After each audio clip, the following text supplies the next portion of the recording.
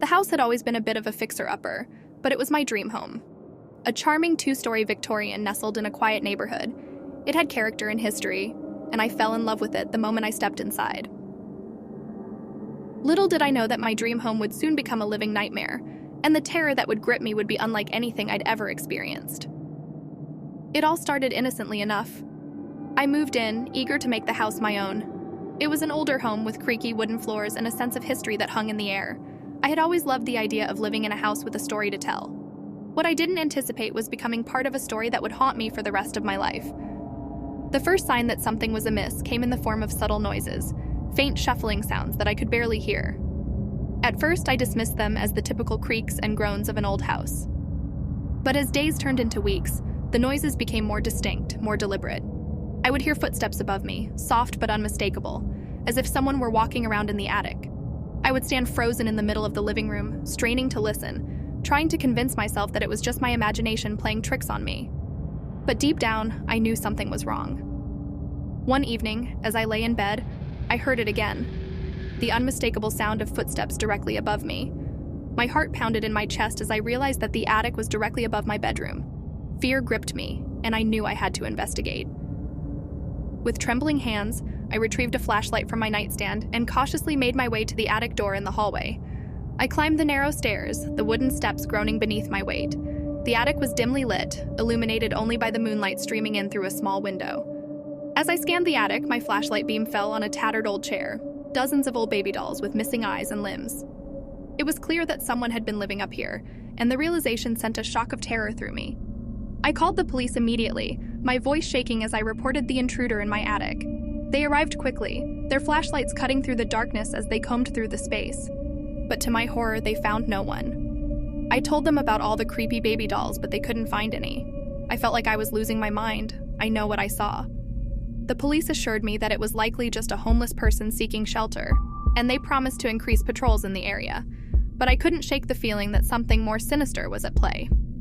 I had the attic door locked, and I double-checked all the windows and doors before going to bed, but sleep eluded me that night. In the days that followed, I became obsessed with the attic, convinced that someone was still up there, watching and waiting. I set up motion-activated cameras in the hallway, hoping to capture evidence of the intruder, but the footage revealed nothing but empty, silent hallways. My friends and family tried to reassure me, chalking it up to an overactive imagination or the stress of moving into a new home. But I knew I wasn't imagining things. I could still hear the soft, eerie footsteps above me at night, and the feeling of being watched never left me. One night, as I lay in bed, I heard a voice, whispering unintelligible words that sent a shiver down my spine. I strained to make out what was being said, but it was maddeningly faint. It was as if someone were speaking just beyond the edge of my hearing, taunting me. Then I'd hear kids playing, laughing, and even a crying baby. Terrified, I rushed to the attic door and flung it open. My flashlight beam danced wildly as I ascended the stairs, my heart pounding in my chest. But when I reached the attic, it was empty. I was definitely losing my mind. Desperation set in, and I hired a private investigator to look into the history of the house. What I discovered chilled me to the bone. It turned out that the previous owner had lived alone and had a history of mental illness. He had been known to hear voices and had been hospitalized several times for his erratic behavior. It was rumored that he had died in the house. The investigator also uncovered records of strange occurrences in the neighborhood. Other residents had reported hearing whispers in the night and seeing kids walking through their yards at odd hours.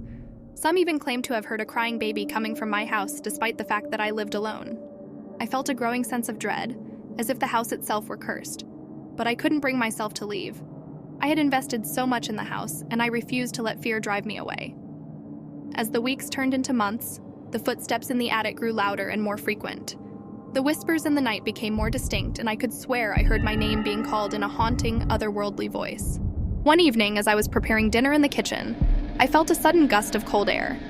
I turned to see the attic door slowly swinging open, revealing the darkness beyond. I approached cautiously, my heart pounding, and shone my flashlight up the stairs.